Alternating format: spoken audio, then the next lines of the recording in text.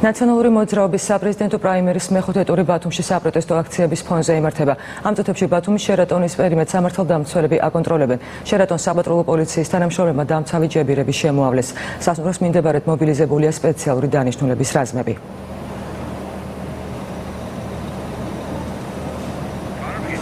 პირდაპირ ეთერში ჩვენი კორესპონდენტი ნათია როყვა გვერდება. ერთიანი ნაციონალური მოძრაობის საპრეზიდენტო კანდიდატებს ისინი ჯერ ბათუმის შერატონში არ გამოჩენილან და აკავეს ერთი პოლიტპატიმარი მერაბ გორგაძე, რომელიც შერატონის მიმდებარე ტერიტორიაზე ერთიანი ნაციონალური მოძრაობის ლიდერებს შეძახილებით შეხვდა.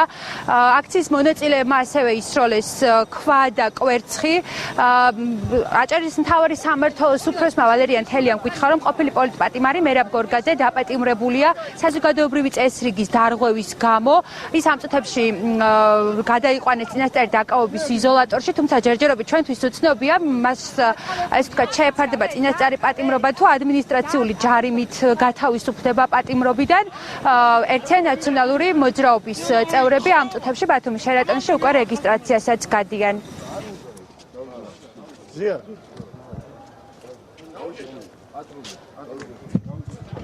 ჩვენ ვაგრძელებთ პრაიმერის პროცესს მიუხედავად ყველაფერი იმისა, რაც აქ ხდება და მიუხედავად გუშინდელი სამარცხინო ფაქტისა, რაც იყო სამეგრელოში, მე სამეგრელოს მოსახლეობას დიდი მადლობა მინდა უთხრა, იმიტომ რომ აბსოლუტური უმრავლესობის სერიოზული მხარდაჭერა ჰქონდა გუშინ. სამწუხაროდ არიან ახლა ადამიანები, ვისაც უნდა სიტუაციის ესკალაცია.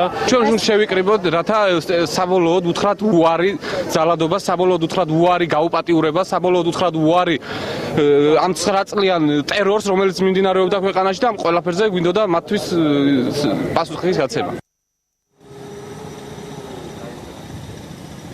პოლიტპატიმრების გარდა ბათუმის შერატონთან ასევე შეკრებილები არიან დევნილები, სოციალურად დაუცველები. ისინი როგორც აცხადებენ, ნაციონალური მოძრაობის რეჟიმს აპროტესტებენ. ერთიანი ნაციონალური მოძრაობის პრაიმერი უკვე რამდენიმე წუთში დაიწყება.